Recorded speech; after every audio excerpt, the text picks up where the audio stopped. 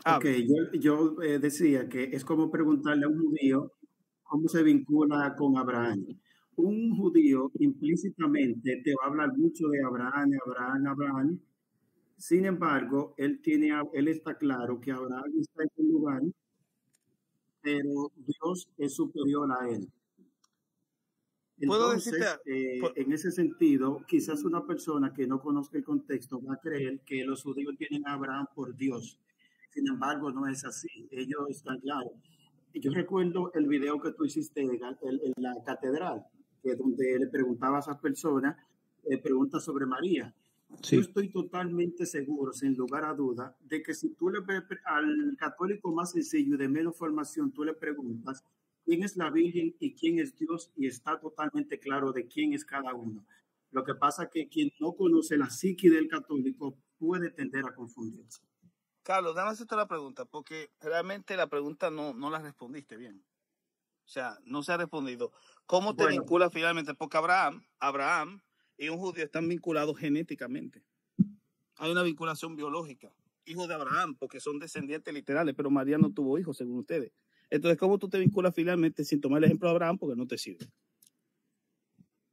bueno, Néstor, es interesante porque en ese caso te daría, recuerda que en el catolicismo, pues se nos enseña a María como madre de la iglesia, por medio de Jesucristo. Entonces eh, nosotros al creer que María es la madre de Jesucristo, como así ustedes también lo creen, pues nosotros nos vemos ligado a ella de una manera espiritual, de una manera mística, y por eso tú vas a ver el lugar que ella tiene dentro de lo que es el catolicismo. Pero de una manera implícita, cuando yo le pido a la Virgen María, de una manera implícita, yo no digo Virgen, pídele a Dios, que ya yo de manera implícita sé que cuando yo le pido a ella no tiene un poder en sí misma ontológicamente, sino que ella tiene que valerse de Dios. Y quizás si tú me escuchas a mí, que yo te digo, la Virgen me hizo un milagro, tú pensarás que fue que yo pienso en mi mente de que la Virgen me lo concedió, pero de manera implícita, sin yo decírtelo, yo sé que el Padre se lo concedió a ella.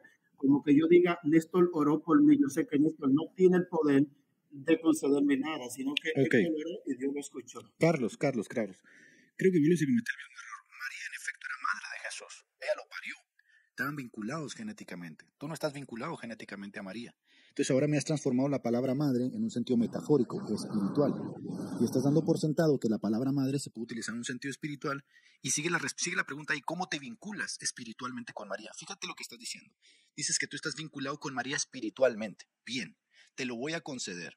Yo estoy vinculado con Jesús espiritualmente por obra del Espíritu Santo que fue dejado a mí.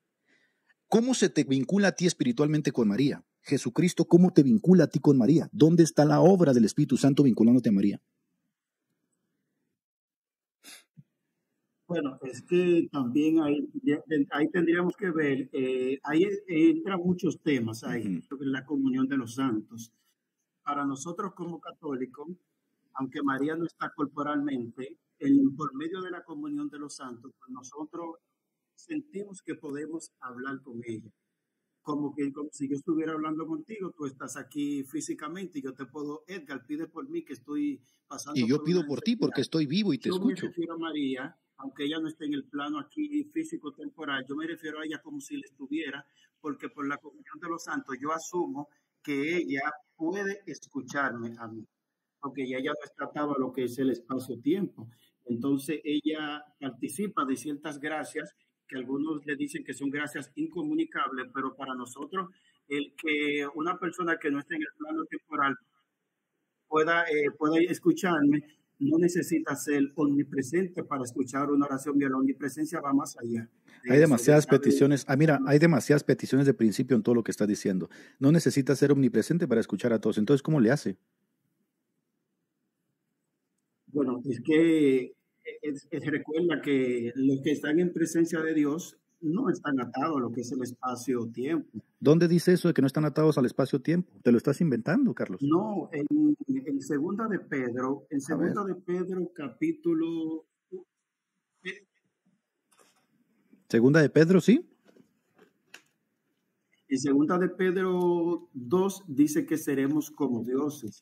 Entonces, no Dios solamente mío. en la segunda venida, sino que una persona, ¿Qué? En porque segunda de nosotros Pedro creemos capítulo que 2, versículo 2 dice que seremos dioses. A ver, ¿qué capítulo y qué dice que versículo? seremos como dioses, seremos como Seremos, dioses. pero seré como dioses. Es la promesa de la serpiente, Dios mío. Eso es lo que le dijo la serpiente en Génesis a Eva. A ver, segunda de No, Pedro. pero recuerda algo, Edgar.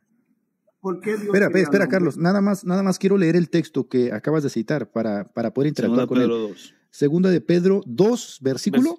No, seremos como dioses. Versículo. A partir del 4, creo que A partir del 4. Porque si Dios no perdonó a los ángeles, sino que arrojándolos al infierno los entregó a prisiones de oscuridad. Versículo 5. Y si no perdonó al mundo antiguo, no, creo sino que que es primera guardó. de Pedro. No recuerdo, no sé si es primera o segunda de Pedro. Ah, bueno. Entonces no recuerdas el texto. Está bien. Mira, nosotros no participamos. En teología nosotros hablamos, por ejemplo, Carlos, No, escúchame. primera Carlos, de escúchame Pedro. un momento lo que te voy a decir. Sí. En teología, cuando hablamos, por ejemplo, de la divinidad, nosotros podemos participar de atributos comunicables, el amor, la paciencia, la bondad de Dios, etc. Pero hay atributos de los que no participamos que son propios de la divinidad. Nosotros somos criaturas finitas, nosotros no somos dioses. Esos atributos son incomunicables, omnipotencia, omnisciencia, omnipresencia, que son propios de la divinidad. Porque si no, tendrías la rivalización de dos dioses, y eso filosóficamente no es posible. Entonces María no participa ni de la omnipotencia, ni de la omnipresencia, ni de la omnisapiencia. No participa de nada de eso, Carlos, porque estarías haciendo a María Dios. Cuando tú me dices que María no está limitada al espacio-tiempo, estás metiendo una propuesta ad hoc al tema. Si tú dices que en Primera de Pedro se enseña que somos dioses, incluso ese término dioses no implica que ellos participen de los atributos incomunicables de Dios. Entonces lo único que estás haciendo es cometiendo peticiones de principio. Vas moviendo tu argumento para que casque con la idea que ya tienes de tu fe católica. Entonces cuando yo te digo, bien, vamos a suponer que la comunión de los santos implica que podemos tener comunión con ellos. Sí, pero tú específicamente llamas a María madre, no llamas a María santa, llamas madre a María. Y la palabra madre evoca algo, como la palabra padre evoca algo. Tú dices que María es madre. Bueno, mira, yo digo que Dios es mi padre porque tengo una vinculación espiritual por el Espíritu Santo, que es la tercera persona de la Trinidad. Tú dices que María es madre, pero no me dices cómo es que es madre. Simplemente me dices que porque está el espacio-tiempo y que no sé qué tantas cosas. Eso es lo que tú tienes que explicar. Ahora sí, te dejo la palabra controversial y luego te dejo la palabra, Carlos. Ok, voy a decir lo siguiente, dos cosas. Uno, nosotros estamos vinculados a Dios como Padre porque aparte de todo es nuestro creador. Obviamente María no nos creó. Yo no puedo llamar a María madre en un sentido de creación porque ella no me creó. Fue el Padre que me creó, por eso le llamamos Padre. Segundo, la vinculación que tenemos con Cristo es a través del Espíritu Santo. Es decir, el Espíritu Santo nos conecta con Cristo y lo que hace el Espíritu Santo, de acuerdo al mismo Jesús, es tomar de lo mío y hacérselo saber. Es decir, el Espíritu de Dios nos guía a toda verdad en Cristo Jesús. Es decir, a Cristo nos guía el Espíritu.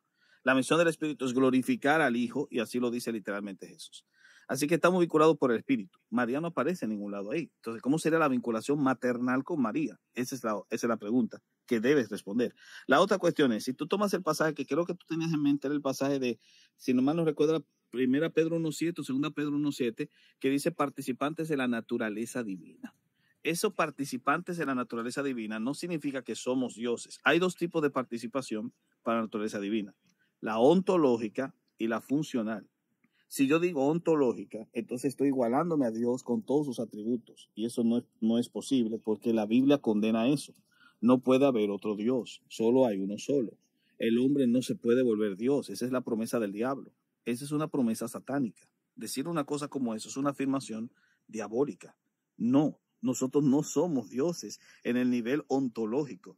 Participamos de la naturaleza en un sentido funcional. Un sentido funcional quiere decir que sin ser Dios, yo puedo reflejar el carácter de Dios. Pero el carácter de Dios no tiene que ver con sus atributos internos, sino con sus atributos morales. Y esta es una clase de teología sistemática 1.0. Los atributos de Dios son los atributos internos de Dios, los atributos externos de Dios que son relacionados con la creación y los atributos morales. Son tres categorías. Los morales son los que Dios comparte con nosotros, lo que nosotros reflejamos cuando funcionalmente participamos de la naturaleza de Dios. Pero los atributos que son internos y externos, internos como por ejemplo su aceidad, y externos como su omnipotencia, omnisciencia, omnipresencia, son no comunicables. Nadie los recibe, nadie los tiene, y no hay pruebas bíblicas de que incluso los santos que están en el cielo estén participando de esos atributos. Mucho más, no tienes evidencia bíblica de que los santos puedan estar en contacto con la gente, con la realidad de este mundo, porque Jesús mismo dijo en Juan 17 que cuando nosotros estamos en la presencia del Señor, estamos viendo su gloria, estamos arrobados observando su gloria. Nada con las situaciones del mundo presente. Estamos viendo su gloria y estamos tan absorbidos por ella que toda cosa que esté externa a esa gloria no les llama la atención. Y esa es la misión, y eso es lo que enseña el texto bíblico como tal. Así que no sé cómo tú podrías explicar la filiación que tú tienes con María sin necesidad de apelar a una de Efesios como lo que estaba diciendo. Por acá también dice Matías, sí, como Juan el apóstol que le llamaba madre. Yo no sé si Matías lea su Biblia, ¿no? O si también dice cualquier cosa que se le va ocurriendo sobre la marcha. No hay un solo texto, mira, cero, Matías, deja de decir tonterías, cero textos de que Juan llamara madre a María. Eso te lo acabas de inventar sobre la marcha. Me gustaría hacerte una pregunta. ¿Cómo tú entiendes la comunión de los santos? Entiendo que hay dos dimensiones de la iglesia. Una dimensión que es esta, en la que estamos en la iglesia militante, y dos, que es la iglesia triunfante. Nosotros tenemos comunión con los santos en un sentido de que reconocemos que hay una iglesia triunfante, pero de ahí a que nosotros les pidamos a esa iglesia triunfante o que nosotros les rogamos a esa iglesia triunfante, no está en la Biblia, porque estos descansan de sus obras, dice la Biblia en Apocalipsis. Ellos descansan en este momento, esperando la manifestación gloriosa donde ellos recuperarán sus cuerpos en la segunda venida de Cristo. Tú los tienes trabajando, tú los tienes todavía ahí haciendo cosas que Dios mismo no quiere que hagan, porque en Apocalipsis dice, estos descansan de sus obras. Si descansan de sus obras, como Pablo mismo decía que era mejor estar allá, ¿no? Decía que era mejor estar en el cielo, pero por causa de la necesidad, él permanecía acá abajo, porque el trabajo se hace aquí abajo. Esta comunión de los santos la entiendo como dos realidades, una iglesia militante y una iglesia triunfante. Eso es para mí la comunión del santo. La iglesia militante es la que ora, es la que intercede, la iglesia militante que está en la tierra. Ahora, una cosa interesante, Carlos, si nosotros llevásemos a las últimas consecuencias lo que tiene que ver con la lectura bíblica, bueno, el único pasaje donde tú vas a ver una relación entre los santos que están en el cielo y los moradores de la tierra es Apocalipsis capítulo 6.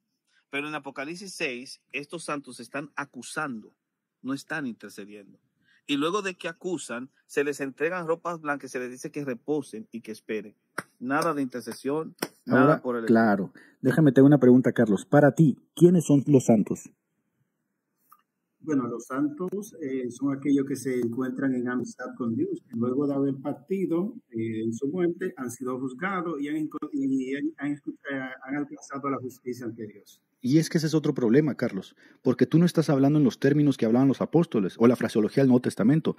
Has redefinido la palabra santo para aplicársela a una suerte de panteón trascendente que está en el más allá, cuando la Biblia habla de comunidades vivas, a los santos que están en Roma, a los santos que están en Galacia, a los santos que están en Éfeso, a los santos que están en Corinto. Sí, la palabra santo era aplicada a personas que habían sido santificadas por la sangre de Jesucristo. 1 Corintios 1:30, a los santificados en Cristo Jesús. Entonces tú cambiaste la palabra santo para crearle a una comunidad exclusiva, ¿no? Que está más allá, trascendente, y son los que interceden por ti. No, mira, si me muestras un solo pasaje de donde Pablo diga que los que están allá están intercediendo por ti, yo me hago católico en este momento. ¿Sabes quiénes son los que interceden? Los vivos. Intercedan unos por otros, oren unos por otros. En ese sentido, nosotros hemos sido santificados y podemos aplicarnos la fraseología del Nuevo Testamento. Entonces, has transformado totalmente la nomenclatura del Nuevo Testamento para aplicarla al papismo. Por eso te digo, a ver, ¿tú has sido santificado por la sangre de Cristo? Ese es claro, sí, claro. Y si has sido santificado por la sangre de Cristo, ¿qué es propio decir de ti? ¿Eres santo? Dentro de mi concepción intercede la iglesia militante y la iglesia triunfante. Claro, porque yo entiendo, aunque el sentido común te funciona, que alguien que ha sido santificado es santo, como alguien que ha sido justificado es justo, como alguien que ha sido liberado es libre, aunque el sentido común te funciona, no eres capaz de decirlo porque presupones lo que el papismo te enseña, no lo que la Biblia y los apóstoles enseñaron. Pablo te hubiera dicho, sí, 1 Corintios 1:31, ya habéis sido santificados, sois santos, ¿sí? Pero sí, claro, tú pones los lentes del papismo sobre el texto. Ese es el problema. Si tú leyeras la Biblia y creyeras al Nuevo Testamento y creyeras a los apóstoles, no podrías ser papista. La iglesia sí, la Biblia se habla de los espíritus hechos justos, que en un lenguaje moderno de hoy, pues la iglesia lo ha extrapolado a los que son los santos, claro, a los militantes, a los cristianos sistema primitivo se le llamaban los santos, claro. Entonces, la aplicación del término santos era solamente para los primitivos, no para los de ahorita. O sea, la iglesia tiene una dimensión de pasado, presente y futuro. No es un cuerpo holístico con el cual Dios interactúa. Los santos son solamente los del pasado. ¿Eso es lo que me estás tratando de decir? No, claro que no. El término ya no se utilice, que ya hoy en el mundo protestante se habla de santos. En la actualidad, el término ya ha tenido otra sección. ¿Pero qué dices? Es el término Biblia, es la Biblia inspirada por el Espíritu Santo. El término siempre se aplicó a los creyentes vivos. Ahora, el hermano está mencionando lo de Hebreos, que dice, los espíritus de los justos hechos perfectos. Sí, pero ese texto tampoco habla de que ellos estén intercediendo. Simplemente dice que son espíritus de justos hechos perfectos. Por supuesto que sí, porque nosotros estamos lidiando con las imperfecciones de la vida, pero eso no quita o resta la santidad. Porque la santidad no significa ausencia de pecado, jamás en la vida. La santidad significa redención del pecado. Y la persona que está siendo santificada está siendo apartada para Dios, porque la palabra santo significa apartado. Ya yo estoy apartado para Dios. Tú estás apartado para Dios. Edgar está apartado para Dios. Si nosotros creímos en Jesús y fuimos hechos justos por su sangre, entonces nosotros podemos directamente ir caminando por el camino de la santidad, porque el Espíritu nos santifica poco a poco, pero ya somos santos. Por eso se habla de una santidad en posición y en condición. En posición, el que es santo. En condición, santifíquese todavía. Apocalipsis 22:11. Entonces, en Apocalipsis 22:11 ya te presenta que tú eres santo en posición y te vas santificando en condición. El hecho de que yo esté en el camino de la santificación y todavía no haya sido hecho perfecto en ella, no significa que yo soy menos santo que los que están en el cielo. Estamos en igual posición de santidad. La única diferencia es que en condición ellos terminaron, en condición nosotros estamos avanzando. Pero el hecho de que yo haya sido perfeccionado en condiciones de santidad no me hace intercesor en el cielo, porque la intercesión se da en la tierra. Mira, te voy a leer un pasaje, mi querido Carlos. En Hechos, en el capítulo 9, si tienes ahí tu Biblia, en el versículo 32, mira la fraseología del Nuevo Testamento. Mira cómo interactúan ellos, entre ellos, como con una comunidad viva. Y cómo esta realmente es la forma en que ellos se distinguían entre ellos. Aquí no hay un panteón trascendente de santos que interceden por nosotros. Mira, Hechos capítulo 9, versículo 32. Dice lo siguiente, dice, a ver si es 9:32, no quiero decir un pasaje falso. Hechos capítulo 9, versículo 41. Hechos capítulo 9, versículo 41. Dice, entonces sacando a todos, Pedro se puso de rodillas, lloró, y volviéndose al cuerpo dijo, Tabita, levántate. Y ella abrió los ojos y al ver a Pedro se incorporó. Y él, dándole la mano, la levantó entonces y llamó a los santos y a las viudas y la presentó viva. ¿A quién está llamando aquí Pedro? ¿A los muertos que están ya en Cristo, en la presencia, en la visión beatífica, para que intercedan? ¿O está llamando a las propias personas que están ahí alrededor de él? Es muy sencillo, Carlos. Siempre que el término santo se utiliza en el Nuevo Testamento, yo sé que hoy vas a ir a tu Biblia, a tu casa, y vas a empezar a leer y vas a decir, oye, me han estado engañando. Siempre que el término santos se utiliza en la Biblia, se utiliza para personas como tú y como yo, que han creído en Cristo.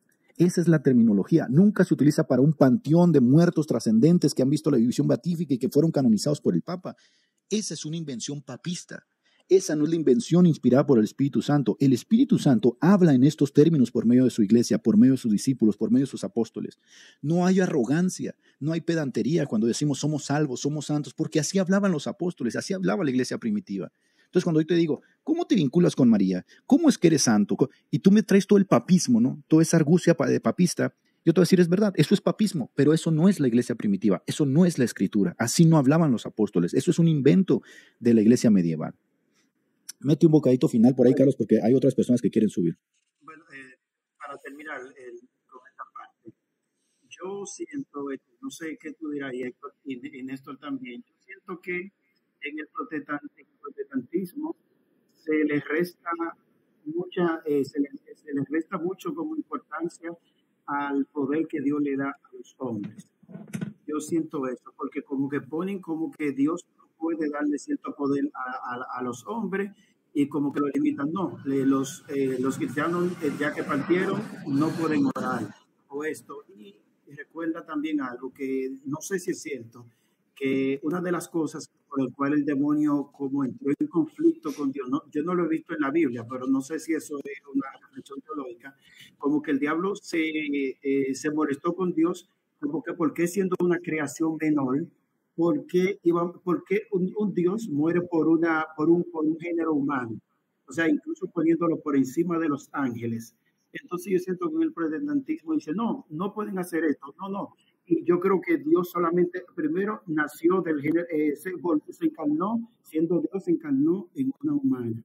Algo que tú dirías, para los judíos era chocante totalmente eso. Y ese comentario que te hago del demonio, que decía, pero ¿por qué tú le das como tanta importancia a ese género? Entonces yo siento que el protestantismo dice, no, el hombre no esto, el hombre no esto, el hombre no esto, cuando Dios mismo lo ha engrandecido. Ok, dame decir algo acá, querido Edgar. En primer lugar, nosotros como parte de lo que entendemos de todas las escrituras, sabemos que el hombre tiene un grado de gloria y de honor porque el Salmo 8 así lo indica. Lo coronaste de gloria y de honra, lo hiciste un poco menor que los ángeles, lo coronaste de gloria y de honra. Ahora, el texto está indicando que el hombre en sí no tiene poder porque lo hizo menor que los ángeles. Los ángeles son superiores en cuanto a potencia más que el ser humano. El ser humano simplemente tiene mayor gloria y mayor honra y es por una sola razón, amor. Entonces, si tú preguntas, entonces, ¿por qué Dios se hizo hombre? No es porque el hombre tenga facultades intrínsecas que lo superen por encima de todo, simplemente porque Dios lo ama. ¿Por qué el Señor murió por la humanidad y no por los ángeles? Porque Dios los ama. Dios ama al hombre en un sentido de gracia mucho mayor que el amor que siente o el amor que ha expresado a los ángeles. Dios ama a sus criaturas, pero el objeto de amor también incluye elementos o aristas importantes que entran dentro del terreno de la voluntad de Dios. A final de cuentas, si Dios murió por el hombre fue porque quiso, su voluntad. Nada que ver intrínsecamente que el hombre tenga algo. De hecho, la elección de Israel y la elección nuestra, cuando habla el Señor a Moisés, le dice Moisés al pueblo de Israel, no porque ustedes tengan algo, ni porque sean el pueblo más grande, el pueblo más poderoso, simplemente porque el Señor los amó. El amor de Dios es la respuesta a tu pregunta. Nada que ver con que el hombre tenga autoridad o que tenga un sentido de poder o de superpoderes por encima de cualquier otra criatura, simplemente porque Dios lo amó. Ya para cerrar, mi querido Carlos, creo que eres una persona muy inteligente. Gracias Creo que te vas a tomar el tiempo de analizar lo que hemos hablado. Y creo también que, creo que hay un condicionamiento, ¿no? Que llega a pesar bastante, sobre todo aquellos que militamos en alguna religión, sea cual sea, siempre hay un condicionamiento de parte de la religión para llevarnos a pensar ciertas cosas. Por eso yo siempre te digo, mira, ve aquí. Hoy lo que hemos hablado de los santos, analízalo por ti mismo. Y vas a ver tú mismo que el término santo no es un término de arrogancia. Era la forma en que se hablaba en la iglesia primitiva y tiene un significado. Santos porque hemos sido santificados. Por el que ha sido santo, que no se avergüenza de llamarnos hermanos, que es Cristo Jesús, nuestro sumo sacerdote, que está día y noche para interceder perpetuamente por nosotros. Esos son los términos en los que habla la Biblia.